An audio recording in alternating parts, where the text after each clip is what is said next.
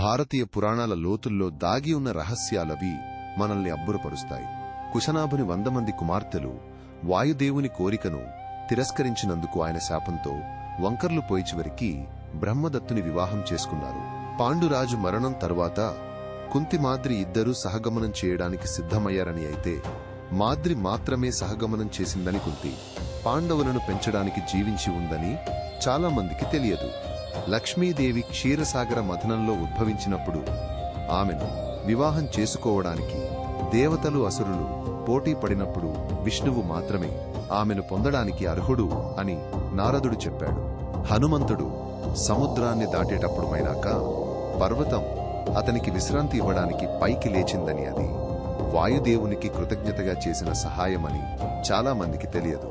దేవాసుర యుద్ధంలో దేవతలకు సహాయం చేయడానికి దుర్గ ఆత్మ అనేక రూపాలు ధరించి చండిచాముండి వంటి దేవతలుగా అవతరించింది. ఇది ఆమె శక్తికి ప్రతీక.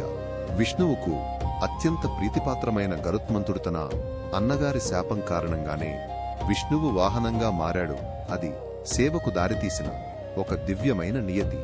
విశ్వకర్మ సూర్యుని తేజస్సును తగ్గించినప్పుడు ఆ మిగిలిన తేజస్సుతో కాలచక్రాన్ని సృష్టించాడని, అదే విశ్వంలోని ప్రతి కదలికకు మూలమని పురాణాలు చెబుతాయి. సృష్టికి ముందే కాలాతీత శక్తి అయిన ఆది పరాశక్తి విశ్వాన్ని సృష్టించక ముందు ఆమె తన అద్భుతమైన నవ్వు నుండి సకల లోకాలను సృష్టించిందని కొన్ని పురాణాలు వివరిస్తాయి. బ్రహ్మదేవుడు తన మనసు నుండి సృష్టించిన 9 మంది ప్రజాపతులు కేవలం మానవాడికి పూర్వీకులు మాత్రమే కాదని, వారే నవగ్రహాలకు మూలదేవతలని కొన్ని అరుదైన గ్రంథాలు చెబుతాయి.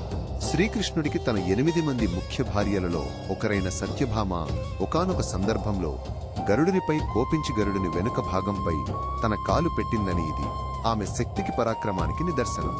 ఈ కథలు ప్రాచీన గుహల్లో దాగి ఉన్న అపురూప చిత్రాల వలె వాటిని మనం శ్రద్ధగా పరిశీలిస్తేనే అసలు సౌందర్యంలోతైన అర్థం దర్శనమిస్తాయి. ఈ అపురూప జ్ఞానాన్ని మరింత లోతుగా తెలుసుకోవడానికి మా ఛానల్కి ఇప్పుడే సబ్స్క్రైబ్ చేయండి.